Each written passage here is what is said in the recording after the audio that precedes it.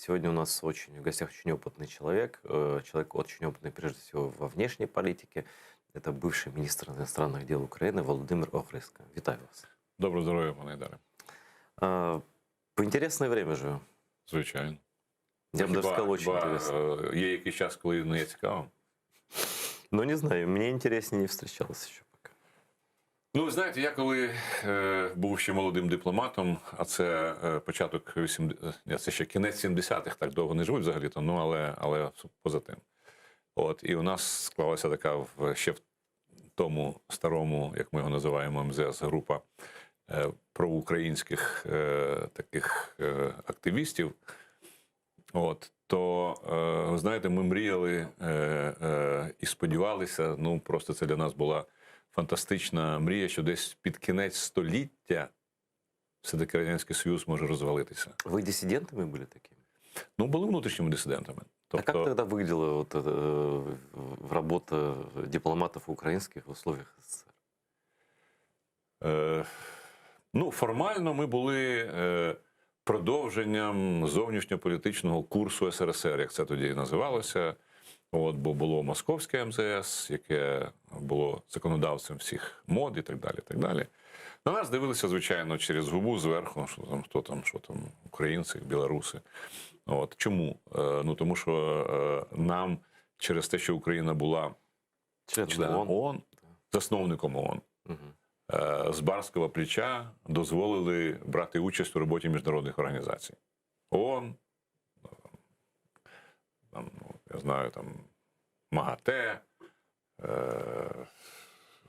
ЮНЕСКО, ЮНІДО. Якою мовою, до речі, ви спілкувалися? Виступали ви якою мовою? Спочатку російською, і це була вказівка. Але потім, уже якраз от приблизно після того, як прийшов Горбачов, і почалася така певна відлига, хоча в МЗС Росії на це дивилися дуже негативно, тодішній наш постпред Удовенко Геннадій Йосипович перший почав виступати англійською, а потім і ми почали підтягуватися. Це викликало неприємні емоції у союзників, як ми їх називали. Ну, але, ну що ж було робити? Якщо, скажімо, там той самий Удовенко був головою комітету, то він не міг виступати російською мовою за визначенням. Ну, а всі інші вже дивилися так і... А про українську мову навіть не йшлося? Ну, в ООН не можна говорити українською мовою, тому що вона не є мовою ООН. Тому тут був вибір або англійська, або російська. Ну, але це теж був, до речі, дуже великий досвід. І коли ми вже стали незалежними, то і почалася, власне, робота на двосторонці, то ви не повірите, але вважалося, що якщо є в посольстві одна людина, бодай, яка працювала в старому МЗС, то це дуже сильне посольство. Интересно. Ну, те времена был как раз ваша молодость дипломатическая, это падение Советского Союза. Правильно понимаю? Падение? Советского Союза. Ну так. Тогда все радовались, были довольны, по крайней мере, на словах. А потом прошла какая-то эпоха, и Путин сказал, что это самая великая трагедия в истории современности, и этим самым обозначил, чего он хочет. Восстановление Советского Союза. Как бы там ни было. Может быть, в таких, а может и в больших границах. И план был нормальный, но Украина его сломала. Вот просто нормальный был план. Все должно было быть нормально. Ви знаєте, Недаре, зламала цю ідею Україна значно раніше. І тут справа навіть не в Путіні, а справа в Єльцині. Попри те, що ну так і в Москві, і в Росії, і повсюди на пострадянському просторі вважалося, що Єльцин був начебто за незалежність всіх цих республік. Ну це фейк, брехня, вибачте за дипломатичне слово, і взагалі речі, які абсолютно далекі від істини. Мета Єльцина полягала в одному – поміняти назву і взяти владу. Знаєте, була така, я не знаю, чи вона зараз жива чи ні, Галина Старовойтова, може ви пам'ятаєте? Ні, вона ж, її ж вбили. Давно. Її ж вбили. Пропустив. Давно, десь 20 років, більше. Так от, наш перший посол в Москві Крижанівський, такий був, може ви чули таке прізвище, Він був з нею в гарних стосунках, і він згадує свою розмову з нею якраз після того, як відбувся оцей заколот Гекачепільський, потім Україна проголосила незалежність, і почався процес підготовки до референдуму. Біловежських. Ні, до референдуму 1 грудня 91-го року. І от вона потім йому розповідала, що після того, як Україна проголосувала за незалежність, вона каже Єльцину: Борис Николаевич, ви розумієте, Україна уходить. Ну і він відповідає: та, Далеко не волнуйся. Нам тільки нужно этого Меченого убрать, мається на увазі Горбачова, а потім ми цих скрутимо в баранячий рог. Тобто, ну і власне, те, що відбулося потім в Біловежській пущі, було насправді спробою Єльцина, перше, справді, виграти владу, тобто позбутися Горбачова, і друге, просто поміняти вивіску, замість СРСР написати СНД. Так от, що в цьому плані цікаво. Ви пам'ятаєте, 1 грудня референдум, 7 грудня чи 8 грудня Біловежська пуща, повертається назад Кравчук, і йому тут кажуть: дорогий Леонід Макарович, а що це ви там попідписували? Ви що, не розумієте, що це те ж саме? І от тоді свою роль зіграла та сама група українських дипломатів, і був там ще один науковець, які написали застереження до договору про створення СНД. І от в ці застереження було сформульовано все те, що означало, що справді СРСР закінчується. Тобто спроба Єльцина через зміну вивіски перейти, взяти владу і, власне, просто продовжити те, що було, була зірвана. І серед тих дипломатів був Борис Іванович Тарасюк, вам відомий, був Антон Денисович Бутейко, на жаль, вже не з нами, був Володимир Андрійович Василенко, він тоді був викладачем університету, а потім вже став на дипломатичну службу, був ваш покірний слуга, і ще буквально 2 людей.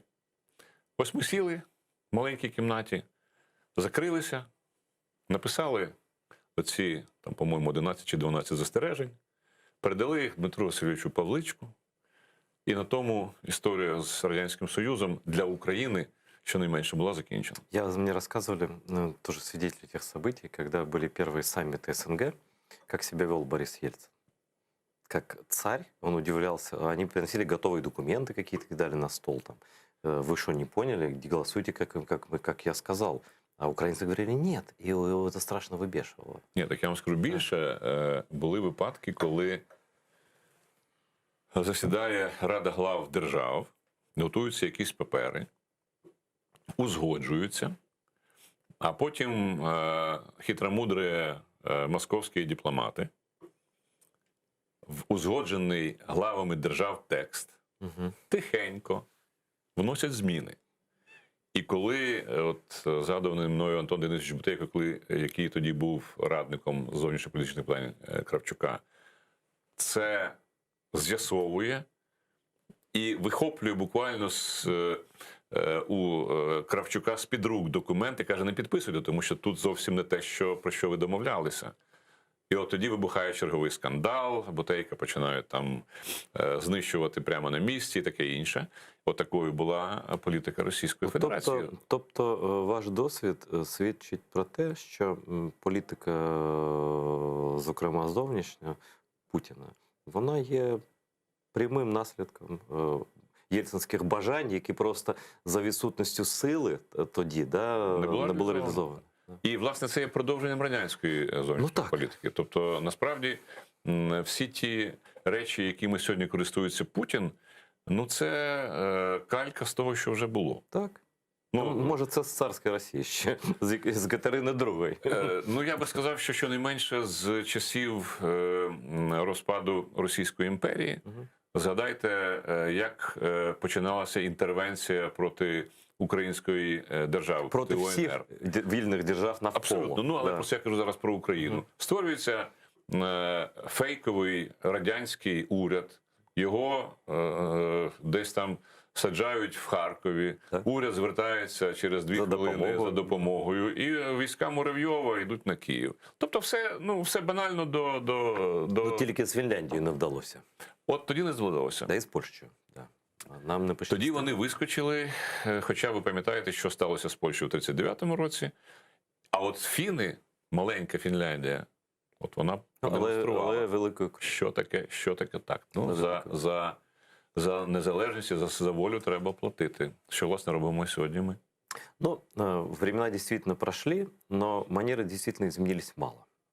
И как все же забыли уже, вы же помните внезапный для западных партнеров бросок ельцинских войск на Приштину, на аэродром, да?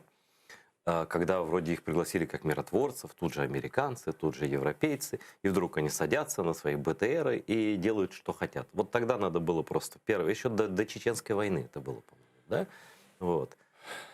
А сейчас мы имеем уже такую, не вот эту группу, не какой-то там батальон десантный, да, мы имеем огромную армию, имеем огромную сумасшедшую абсолютно державу и имеем сейчас вообще абсолютно новый прецедент в истории. Это ситуация, в которой Беларусь вообще непонятно сейчас какую роль будет играть. Вот после этого дикого абсолютно инцидента, да, ваш прогноз, ну я думаю, что предвидеть этого никто не мог. Сбивать сбивали, но чтобы сажать и людей выкрадывать, такого даже в советские времена не было. Вот что это такое было, какая ваша версия? И что дальше? Ну, ви знаєте, світ поділяється на дві частини: на цивілізований і Русский авторитарний. Ну і руський мір, ми з вами це прекрасно знаємо. Один світ живе за одними правилами і за однією ідеологією. Там, де є поняття прав людини, верховенства права, повага до міжнародного права і таке інше, і таке інше. Ну, ті речі, про які ми з вами добре знаємо. І є інший світ, який імітує, що він начебто використовує ці ж самі речі, але трактує їх абсолютно по-іншому. Ну, от ми маємо зараз, власне, те, що вже впродовж багатьох десятиліть робить Путін і його васал Лукашенко. Тим більше, що у Лукашенка ситуація справді безвихідна. Він, хоч і йому вдавалося там 20 років морочити голову спочатку Єльцину, а тепер і Путіну, але він на межі своїх економічних можливостей. І йому треба у будь-який спосіб отримувати гроші, щоб підтримувати свою каральну машину всередині країни. Це може бути тільки з Російської Федерації. Він панічно боїться, як і будь-який диктатор, будь-якої опозиції, тому що він не має що протипоставити цій Смерти опозиції. боїться, так сказати, по-чесному. Покушень, смерті, як всякі. І цього, безумовно, він боїться. Тому для нього всі засоби добрі для того, щоб показати всім. Дивіться, оцей хлопчик щось там проти мене писав, щось там організовував і говорив. Отак буде з кожним. Не шевелітесь, мовчіть. Да. От залізьте, будь ласка, під лавку і звідти не вилазьте, бо вам буде погано. Я посажу літак, я викраду там десь через ФСБ будь-кого, будь-де, я привезу їх сюди, посажу їх в тюрму.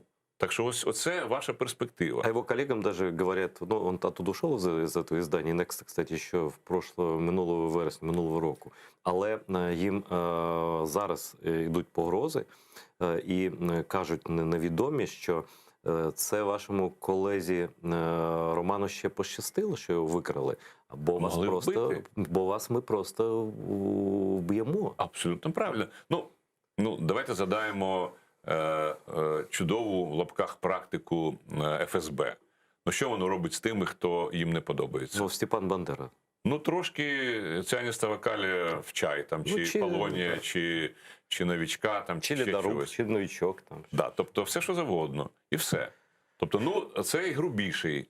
У цього такі, знаєте, більш прямолінійні способи реагувати на те, що відбувається. Ну і що?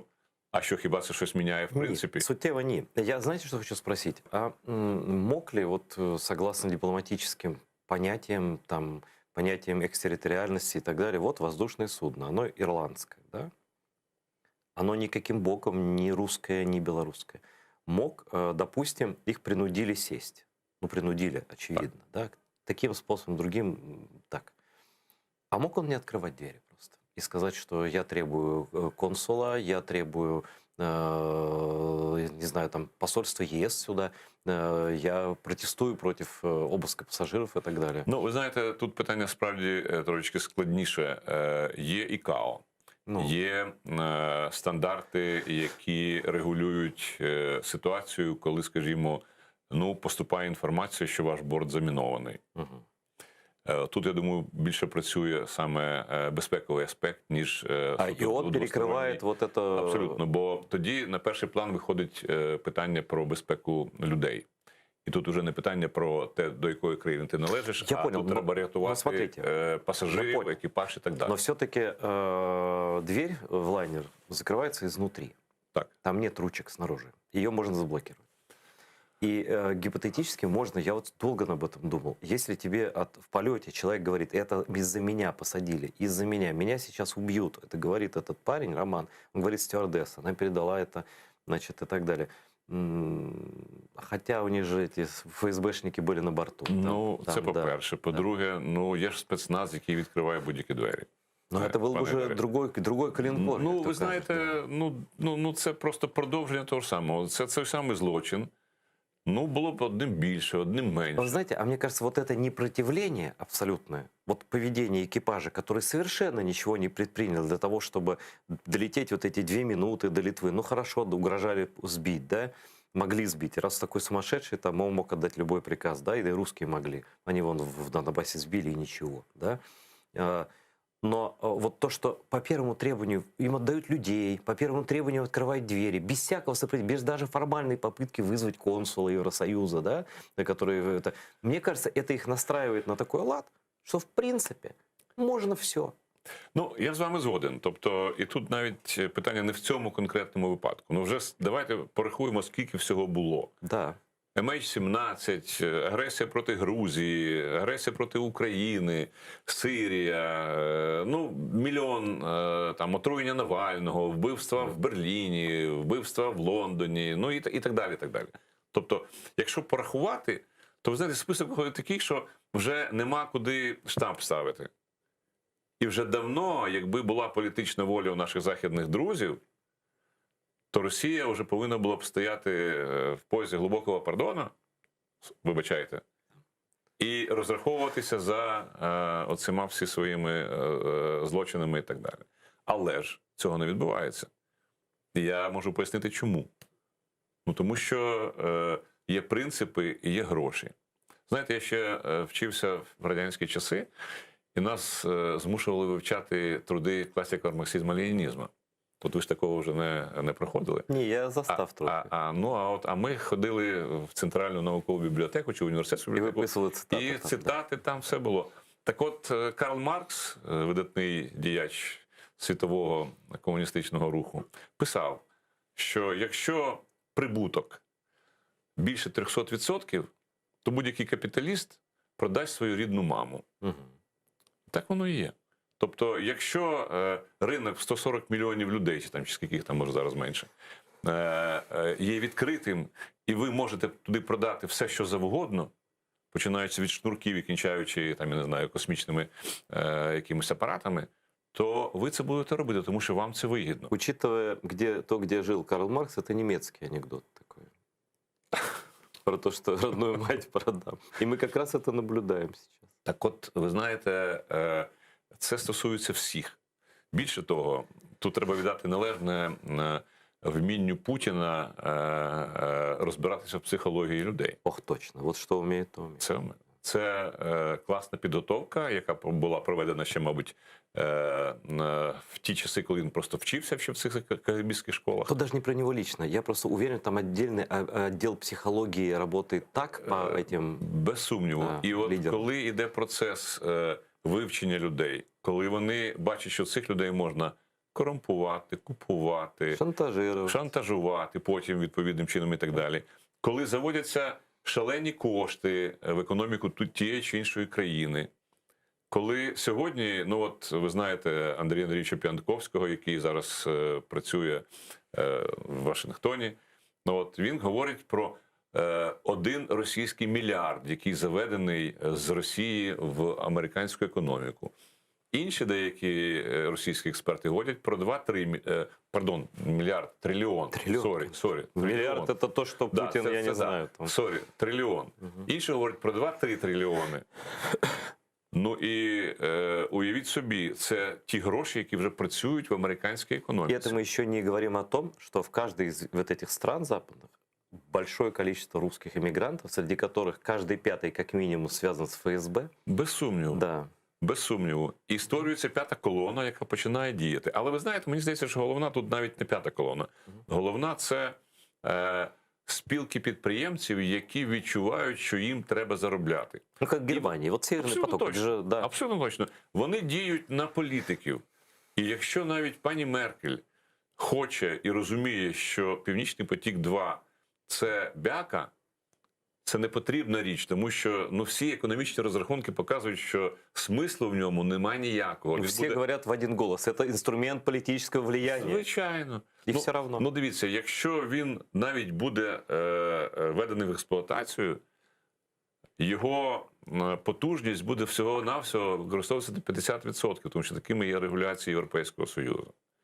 Якщо порахувати, скільки йде газу через нас і через цей новий Північний потік, то фактично він нічого нового не додає, тому що всі обсяги спокійно прокачуються через Україну сьогодні. Но это политическая взятка. Абсолютно.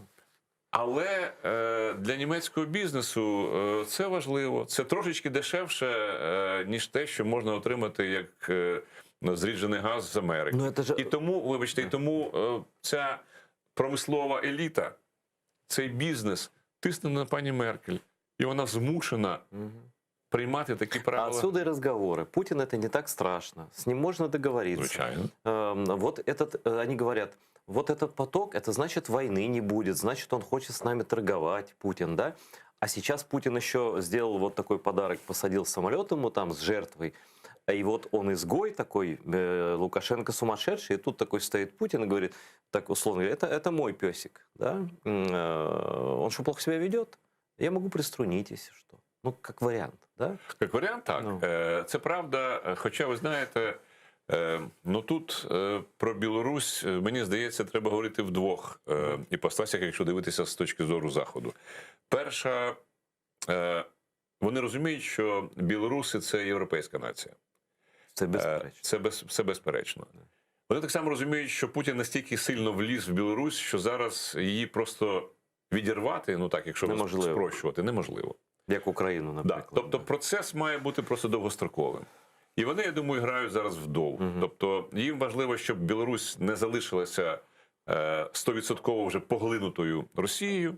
Хай вона залишається зараз квазідержавою, хай вона залишається зараз якоюсь там частиною цієї союзної. Тобто хоча б це має значення, що хоча б формально вона була незалежною. Вона залишалася суверенною, незалежною. А вже потім, коли відбудуться зміни в Москві, коли Путін піде, а це безумовно буде, от тоді стане питання про те, а що ж робити далі. Тобто ви вважаєте, що для Заходу є неприємним, якщо Путін, а він це може, це приклад Криму довів це, раптом, коли ніхто не вірив, що він просто візьме і скаже «Крим наш». Він може також зробити з Білорусі. І що Захід йому скаже? А Лукашенко, він його вважає обраним президентом. Лукашенко скаже, прийми, там, цар-батюшка, ну і все. І як Захід буде реагувати на це? Я думаю, що мовчки. Тобто, він висловить чергову стурбованість, велику стурбованість, особливо велику стурбованість і так далі, і так далі. Але практично жодних кроків зроблено не буде.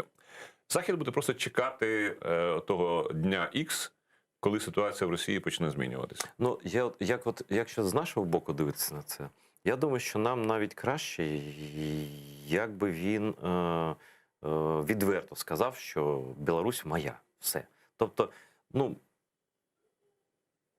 не знаю, може санкцій таких великих і не було б, але Захід був би заляканий набагато більше, бо Білорусь моя – це війська просто у кордонів НАТО. І все. Ну, чи злякається Захід цього, це ще питання. Якщо він нарешті, цей Захід почне трошечки реалістичніше оцінювати ситуацію. А такі ознаки вже є. Дивіться, ну давайте порівняємо реакцію Заходу на 2014 року і сьогодні. Ну, навіть в 2014 році товариші з Вашингтона дзвонили в Київ, казали, ну не рухайтесь, нічого не робіть, щоб не провокувати Путіна, ну він ще, може, одумається і так далі, і так далі. Сьогодні Байден в очі називає Путіна вбивцем. І надає літальну зброю. Надає літальну зброю в Україні. Сьогодні Захід, ну візьміть Велику Британію, ну я не пам'ятаю вже, котрий за ліком міністр оборони просто кричить на всіх каналах, що Росія – це найголовніша загроза, нам треба думати, як цьому протидіяти і вибудовувати концепцію і стратегію. От зараз, 14 червня, відбудеться саміт НАТО. Дуже добре, до речі, що Байден буде на цьому саміті до своєї зустрічі з... Тобто вони будуть узгоджувати гарну Абсолютно. політику. Тобто я думаю, Байден виступить з своїм баченням того, що він буде говорити. Він послухає думки своїх ключових партнерів. Тобто це вже буде позиція не лише Сполучених Штатів Америки. Це буде позиція Заходу, колективного Заходу. Владимир, я думаю, было бы вот просто представить себе, что сейчас на месте Байдена Трамп, он бы ни с кем бы не стал советоваться, поехал бы сам и поделил бы мир с дорогим другом Владимиром. Все. Правда? Чому? Тому що він був, я думаю, є залежним від Москви. У який спосіб і чому? Ну це вже питання для спеціальних служб, хай вони це з'ясовують. Але його поведінка була очевидною. Вона свідчить про те. Вона просто демонструвала, що там є щось, чого він боїться, щоб це стало публічним. Відтак він є залежним. Ну, ви згадайте ж цю прес-конференцію в Хельсінкі. Ой, ну, це ж був просто жах. Такое впечатление, что у Путина был поводок такой невидимый. Або там якась там кнопочка, якою він керував, що сказати, що не сказати. Ну, це ж був просто... Ну, слава богу, хоть не Трамп. Но про Байдена сейчас тоже говорят, что он не усилил санкции против Северного потока, что он не вводит санкции против немецкой компании, хотя против русских вводит. То есть такая позиция, политика балансов между Германией и Америкой, да.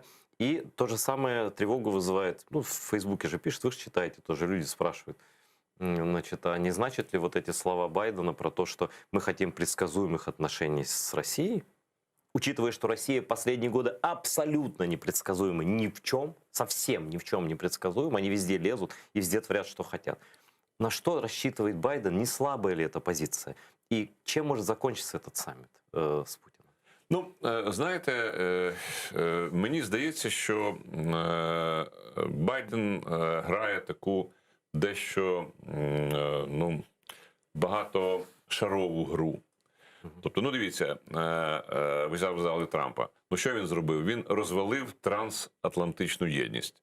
Ну, якщо вже... практично, так. Практично, да. Тобто, він сказав, що НАТО, що таке НАТО? Я з нього збираюся виходити. Ну, уявляєте, що це означає для європейців, які звикли, що ядерна парасолька над ними, вони собі спокійно сидять, їдять, так мовити, Нет, а тут еще русские с деньгами во всех странах Европы скупають політиків і так далі. Тобто, ну, це був, ну, і тому ж тоді з'явилася, ви пам'ятаєте, ідея про європейські збройні сили, про європейську систему оборони, ну, і пішло-поїхало. Ну, тому що це нормальна реакція на те, що говорить Трамп.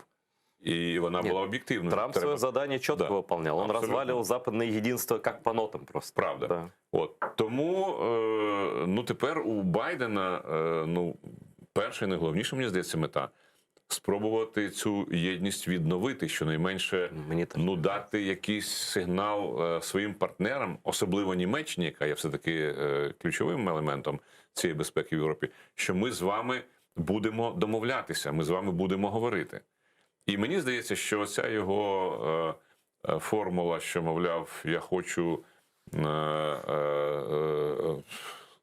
якихось більш-менш прогнозованих відносин з Росією, вона суголосна тому, що говорять в Німеччині. Вони теж хочуть говорити про те, що ну, Росія, хоч вона і погана, але ну, з нею щось, якийсь там діалог треба все-таки вести. Отут вони підігрують європейцям і стають з ними, ну, начебто на тобто одну... ми вместе, давайте попробуємо. От так. Так. Але, розумієте, в вересні місяці в Німеччині Не тільки в Росії будуть вибори в Державну Думу, але В Росії Німеччині... вибори будуть? А ні, ну назвемо це виборами, ну ладно. Після сьогоднішнього рішення закону про те, що всі екстремісти геть, ну це вже можна вважати навіть Но Северокорейское собрание народных представителей приблизно, более да. представительный Абсолютно орган, точно, мне да. кажется. Так от, вибори в Німеччині в вересні місяці, вони вже, можна прогнозувати, закінчаться тим, що ну, така цікава партія, як «Зелені». Вот вы же специалист, я поэтому вас хочу спросить. Вы же немецкую прессу читаете, вы же Так. знаете, что происходит. Так. Какие будут раскладывать? Зеленые, я знаю, категорически против потока, против России. Самая антипутинская мені партия. здається, що антироссийская. американці це продовжують цю ідею. О. Вони враховують те, що відбудеться в Німеччині, а відбудеться ось що. Зелені в будь-якому випадку увійдуть в урядову коаліцію. Або вони будуть мати місце канцлера, якщо вони перемагають і домовляються з іншими, або Б, якщо вони утворюють коаліцію, там, ну, умовно кажучи, з ХДС, але якщо в них буде перша... Вони мають шанси перемогти навіть? А? Мають шанси перемогти? Звичайно. У них зараз рейтинги зашкалюють. І Такого ніколи не було. Такого ніколи не було. Це зараз просто вперше в усій післявоєнній історії. Це нова реальність. Це нова просто реальність. треба почекати. І от якщо вони виграють і стають, ну навіть просто членами коаліції. А в них перший пункт це... У них перший пункт – це ніякого Північного потоку.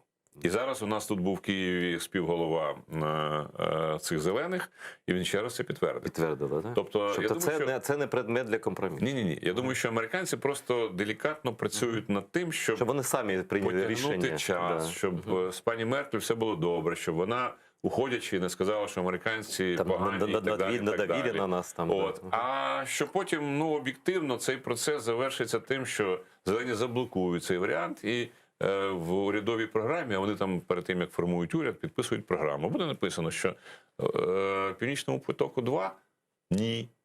Крапка. І тоді американці з боку, ми ж начебто вам і не заважали, ну це ж, ну, Знаєте, sorry guys, ну так уже склалося. Пане Володимире, я вам дуже вдячний, бо я саме це пояснюю. Я тільки не знав, що вони, я знав, що вони можуть отримати золоту акцію зелені, але я не знав, що вони навіть перемогти можуть. Не можуть перемогти. Ну, в будь-якому випадку це зовсім інша внутрішня політична конструкція в Німеччині, якої ніколи не було. Так. А зелені, ну, ми звикли до того, що це зелені, це знак рівності ліваки. Та ні, такого ні. Тепер вже цього нема. Ліваки там це Die Linken, так звана ця ліва партія, і оця промосковська, яка сидить, я думаю, на грошах. АФД, так. Альтернатива für Deutschland. Тобто, але останні маргінали, які там візьмуть своїх там 8-10% і не більше, ліві в силу того, що вони так само можуть десь приблизно взяти ту саму кількість голосів, але не війдуть в коаліцію, вони просто будуть в опозиції, тоді там питання буде про те, чи буде коаліція на 2 чи на 3. І цим третім може бути або соціал-демократи, хоча, скоріше за все, вони підуть у відставку, або вільні демократи. Ось буде ХДС, вільні і зелені. А от хто буде лідером, тут уже питання, як домовитися. Ну, давайте тоді почекаємо до вересня. Почекаємо. Але я думаю, що американська якраз і полягає в тому, щоб дати цій справі спокійно вмерти без скандалу за останні 3 місяці. Кричать зрада, і Байден нас бросил рановато. Поки що рано. Да. Хотя, после того, как Байден назвал Путина, ну, сказал, Путин убийца, да, все такие думают, ну, сейчас он разнесет там к чертовой матери Россию, наложит санкции, там даже Россия начала готовиться к отключению Свифта. Вот, и они, в принципе, я думаю, уже готовы. Ну, насколько это можно быть к этому готовым, да? Вот. А Байден выбрал другую стратегию.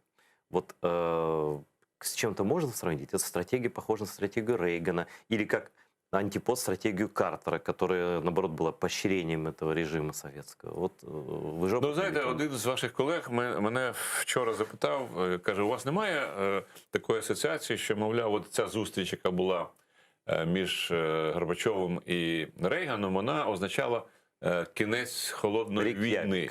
Так, абсолютно точно. От, ви знаєте, кажу, у мене інша асоціація, вона означала початок кінця Радянського Союзу. Бо це Рассчитывал. фактично був пролог до того, що тоді СРСР залишилося там буквально 6 років. І ви знаєте, у мене, як у великого любителя Російської Федерації, ви це знаєте, є сподівання, що це справді буде початком кінця цієї країни, тому що вона в цій теперішній своїй ситуації, вона не життєздатна. А Россия сильная или слабая сейчас? Она на пике своей силы или она идет на спад? Ну, як сказати? Ну, давайте я вам просто назву одну цифру, і, по-моєму, це буде вся відповідь. Частка Росії в світовому ВВП складає 1,5-1,6%. Ну, це якщо ми беремо... Зато у них бомбы есть. Они же говорят сразу, у нас есть бомбы. Так.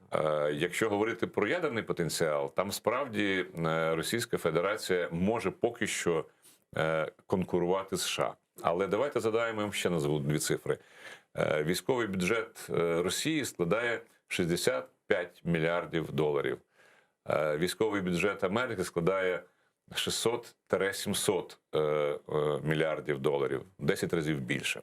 Тобто те, що відбувається з Збройними силами Російської Федерації, ну, є процесом поки що утримування певного балансу, але до проривних речей далеко. І ці всі мультики про те, що там щось літає з Мне тоже там, кажется, что это пропаганда. 10 махів Да. там, чи щось в такому дусі, ну це для...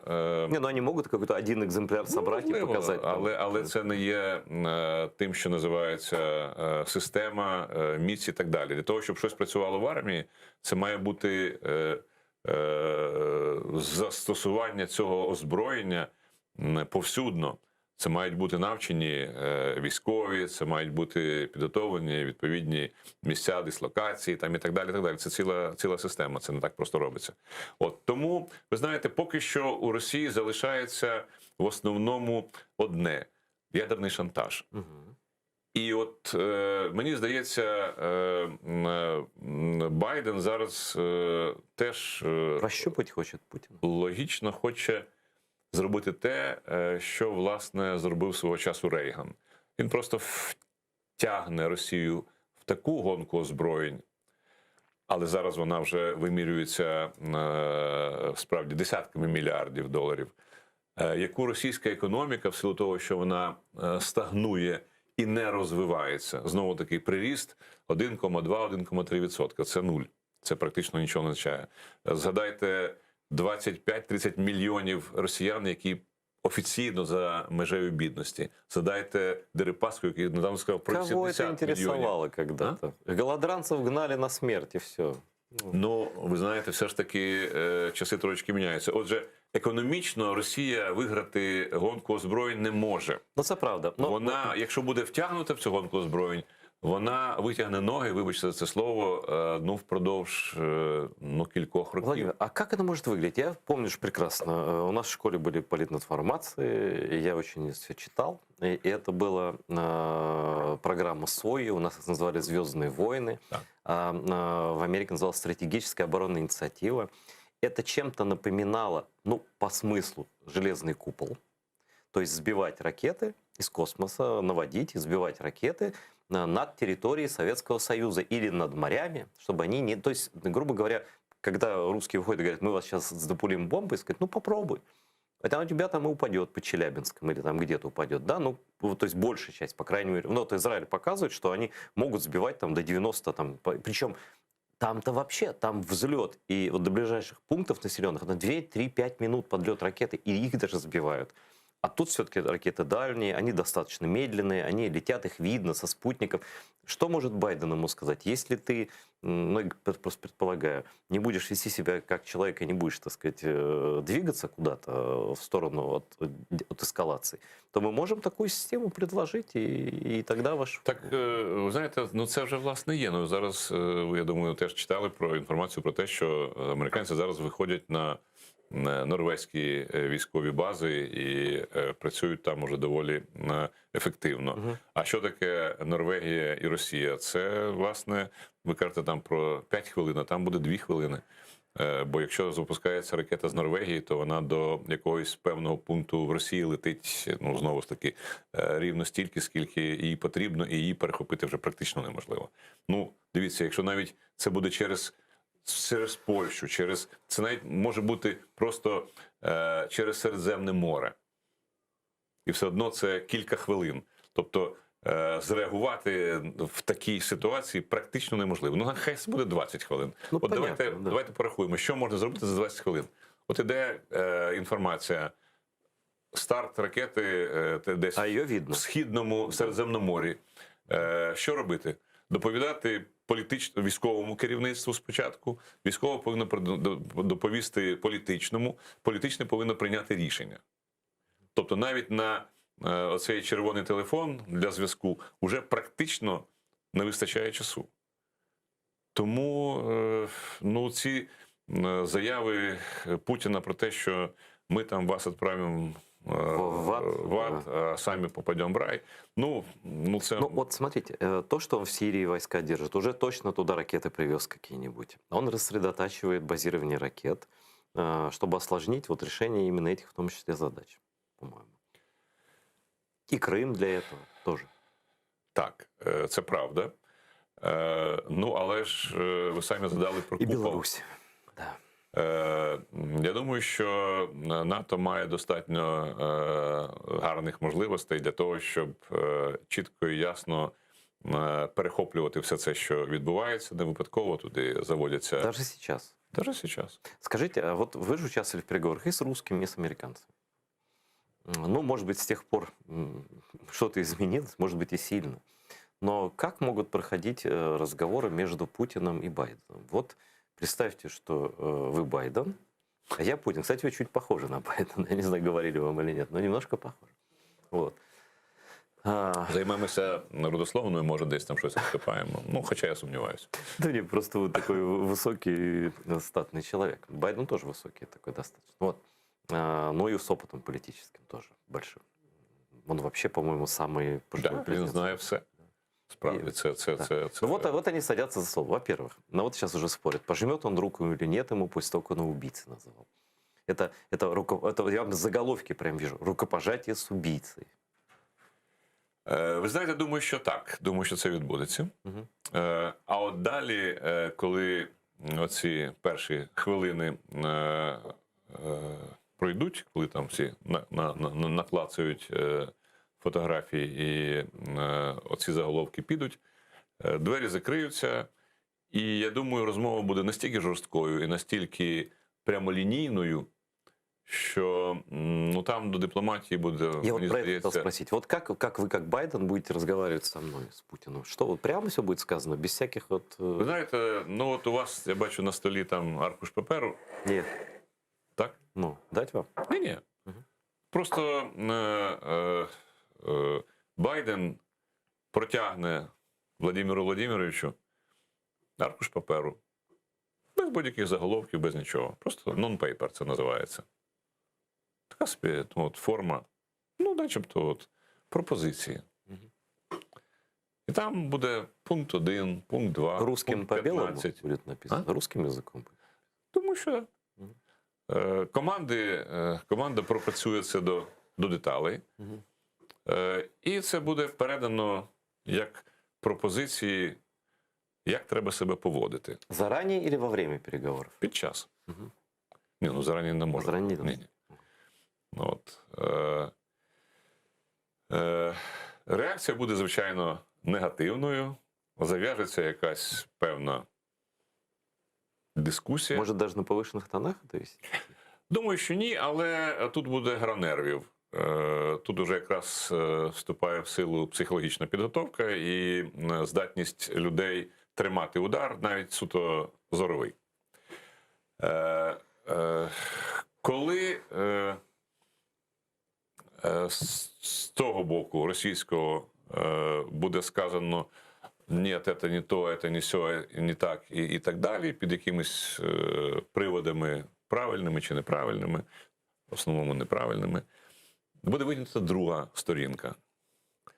Де буде сказано, ну, в разі, якщо ні, тоді, будь ласка, подивіться на оцей перелік, який доведеться вам витримати. От на цьому дискусія по оцих найбільш гарячих питаннях буде, власне, закінчена. Там буде Україна, там будуть кібератаки, ну, весь цей список, Втручання в вибори. про які ми з вами знаємо. А там буде Ізраїль, Сирія. Там будуть вбивства, там буде Білорусь, ну, тобто, там буде Навальний, ну, то весь цей набір, який сьогодні є і так далі. Але головне, що там не буде того, що запропонує Путін, бо він так само видасть свій варіант. Поділ світу на сфери впливу. Ну, так, із 14 века. Нова Ялтинська угода, тобто ООН-центричне, як вони зараз говорять, світоустрій, там, ну і проче бла-бла-бла, яке не працює, яке працювати не буде. Ну там же ни один пункт из путинских хотелок, он неприемлем в принципе. От в тому то й справа. Тому, я ж кажу, там дискусія буде просто, я думаю, там буде просто передача паперів. А от коли це все, ну, і потім буде домовлено, що ну, ми розглянемо ваші пропозиції, ну, звичайно, ну, як ми ж не можемо так от відразу все і так далі. Відпрацювати маємо. Ми будемо відпрацьовувати, ми будемо радитися і так далі. А потім перейде мова до змін клімату, там, Арктики, там, Африки, ще чогось там. Ну, тобто, то вже буде йти таким собі плавним чином, щоб вийти на прес-конференцію і сказати, що да, от ми обговорили питання безпеки, ну тут у нас, звичайно, залишаються серйозні розбіжності. Ми домовилися, там, що ми будемо намагатися зменшити ядерні потенціали, ну, тобто весь цей набір правильних фраз і так далі, які під собою не матимуть абсолютно ніякого практичного змісту. І от ми так само обговорили питання боротьби зі змінами клімату, там, боротьба з ковідом, продовольча програма для бідних країн, ну, ля-ля-ля-ля-ля-ля-ля, тополя и так далее, и так далее. И все чудово на цьому То есть внешне это будет выглядеть как нейтральный итог такой, Звичайно. обмен мнениями по интересующим обе стороны вопросам. Да.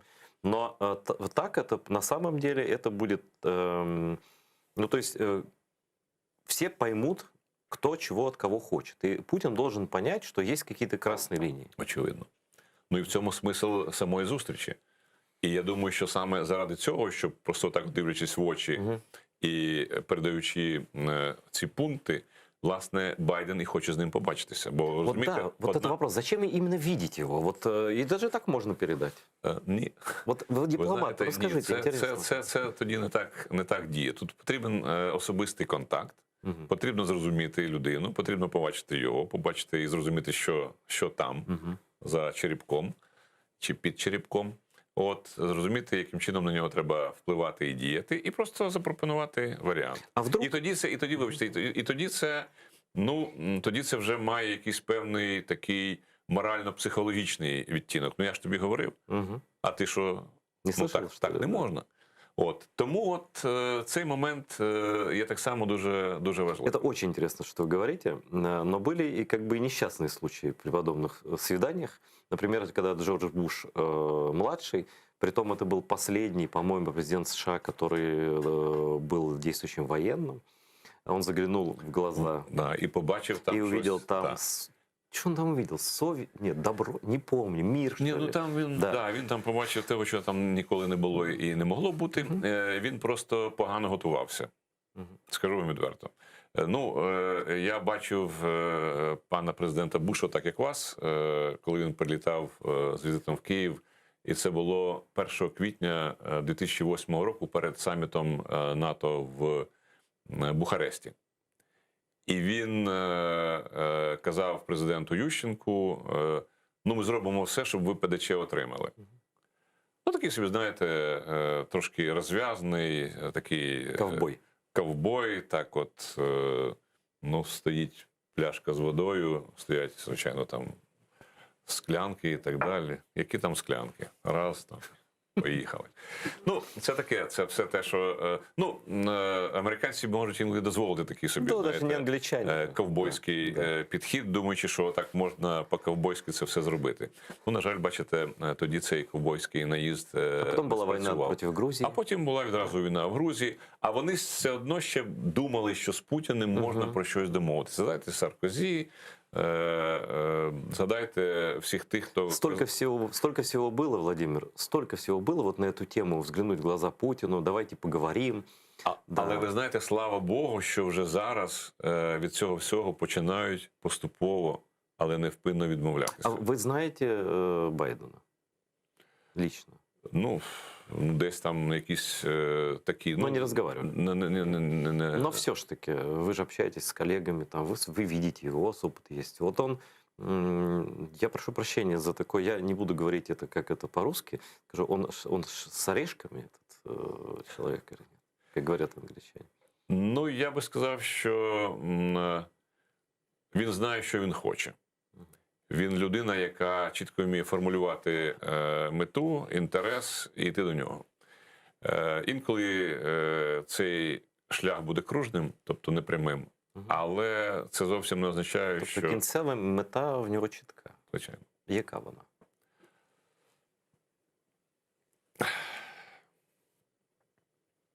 Ну, звичайно, я не можу залізти в голову людині, Я вас про це і не але прошу. виходячи з того, що зараз можна аналізувати, то цей аналіз приводить до того, що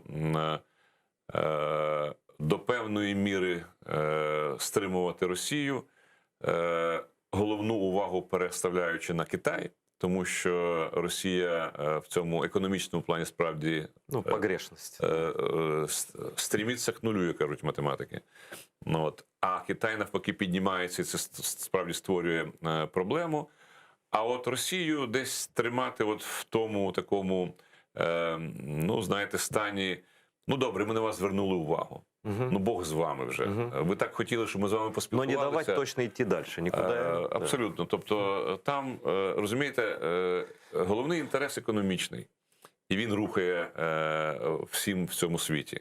І якщо американці бачать, що тут, в Росії, ми нічого зараз не візьмемо, не зіграємо, то і інтерес до цієї країни слабне остаточно. Я вам чуть-чуть возражу, посмею. Вот до войны, еще в 1938 год, Мюнхенской встречи, все тоже думали, что экономика важнее. Когда Чемберлен прилетел в Лондон, он сказал, я привез вам мир, и надо сотрудничать с Германией, с Гитлером, нормально для нашего бизнеса. Ничего. Все думали, что экономика главнее. Один только Гитлер так не думал, и Сталин.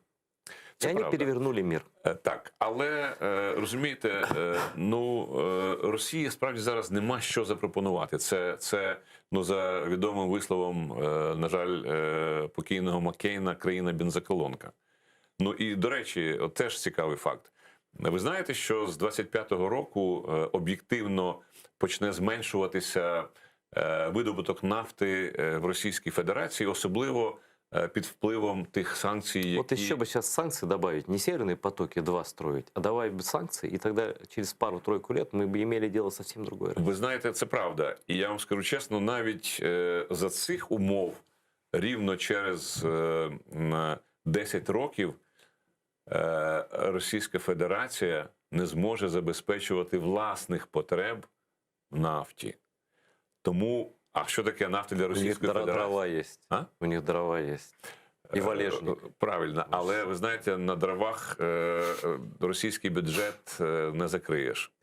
Російський бюджет закривається двома статтями – нафтою і газом.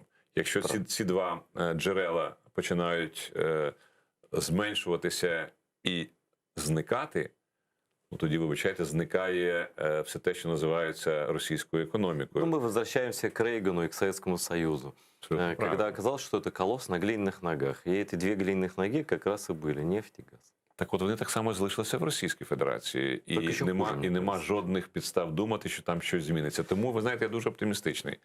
Я знаю, що ви член клубу русофобів, от, куди мені, звичайно, вхід зася, розумієш, це тільки така журналістсько-публіцистична штука. Але мені здається, що наші думки в цьому плані співпадають. Тобто, я думаю, що в інтересах, до речі, того самого Заходу, і це я кажу вже серйозно, мати справу з 10 нормальними країнами на території Російської Федерації, ніж з однією неадекватною, Звісно. агресивною Звісно. і непередбачуваною. Это вот ошибочная была политика как раз после Ельцина. Они на это купились, они решили сохранить эту Россию и типа с ней одной иметь дело проще. Оказалось, не проще с ней Правильно. иметь дело. Спасибо вам за то, что пришли, за то, что имеете абсолютно трезвый взгляд на вещи. Ну, может быть, членом Союза русофобов или клуба, но почетным советником я б вас запросив, да, почесним радником. Домовились. Дякую вам. Дякую вам. З нами був Володимир Огриско, колишній міністр закордонних справ України. Дуже досвідчена людина, і він має оптимістичний, як ви бачили, погляд на майбутнє. І ми дотримуємося того самого. Дивіться АТР, допомагайте АТР через Patreon, через інші якісь способи. Просто дуже вдячні вам. Ми працюємо завдяки вам в першу чергу і для вас в першу чергу. Крим – це Україна, Крим – Сербія, Солоджак. Дивіться АТР. До нових зустрічей.